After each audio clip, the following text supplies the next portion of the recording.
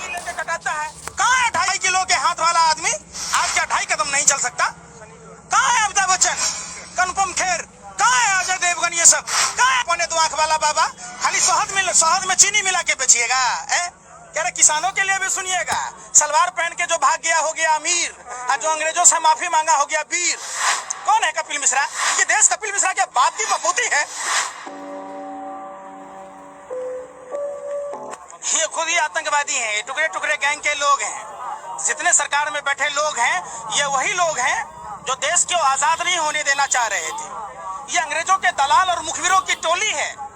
जो लोग 1947 में मुस्लिम लीग के फजाहुल हक के साथ सरकार बनाई थी, ये वही श्यामा प्रसाद मुखर्जी के लोग हैं। 1942 में भारत छोड़ो आंदोलन को कुचलने की बात की थी। 1943 में गुलाम हुसैन उद्दौला खान और जिन्ना के साथ सिंध प्रांत में सरकार बनाई थी और धर्म के आधार पर विभाजन की बात की, अखंड भारत को खंड खंड किया।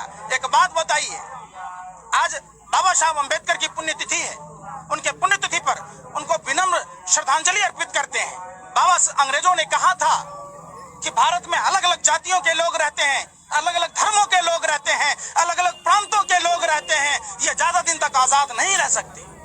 बाबा साहब अम्बेडकर ने उसके जवाब में क्षमता मूलक समाज की बात की थी, धर्मनिरपेक्ष राष्ट्र की बात की थी।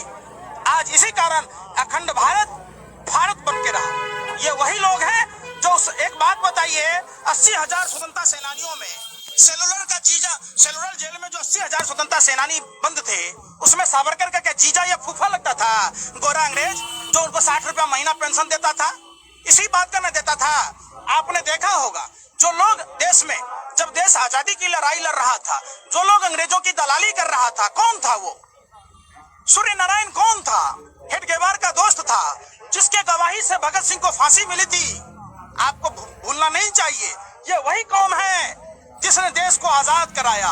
ये वही कौम है जिसने गुरु नानक ने धर्म क्या है, मानवता के लिए धर्म जाना जाता है, उसकी परिभाषा बताई। ये वही कौम के लोग हैं जो छुआछूत अमीरी गरीबी को दूर किया। आप जब लंगर खाने जाओगे तो आपके जूतों में पॉलिश करके मिलता है। आपको वहां ये नहीं पूछा जाता कि आप किस जाति और किस धर्म के हैं। दूसरी बात, कितनी विचित्र मानसिकता के लोग हैं। अरे कुत्ता भी रोटी खाता है मनोज तिवारी जी। हौसले रिंकिया के पापा है जो 5 रुपया के अंडा के लिए ब्राह्मण होके बिग बॉस में छीछा लेदर करता है। अरे उस कुत्ते से सीखा होता। जो कुत्ता मालिक का रोटी खाता है तो उसके सामने पूंछ हिलाता है, उसकी वफादारी करता है। कोई अनजान आदमी आने पर भौंकता है, नहीं होता है अनजान को काट लेता है। आप तो उस कुत्ते से भी गए गुजरे लोग हो, निकम्मो जाहिलो। जिस किसान भाई का, जो पालनहार देश के अन्नदाता किसान भाइयों की रोटी खाते हो, उसे ही खालिस्तान एंगल से जोड़ रहे हो, आतंकवादियों कह रहे हो, टुकड़े टुकड़े गैंग के लोग कह रहे हो। अरे देश ने देखा, कल भी आप टुकड़े टुकड़े गैंग के लोग थे, आज भी टुकड़े टुकड़े गैंग के लोग। ये देश आपके बाप की जागीर नहीं है। गिले चावल में थोड़ी सी गलती से शक्कर क्या गिर गई, आप उसको खीर समझ बैठे।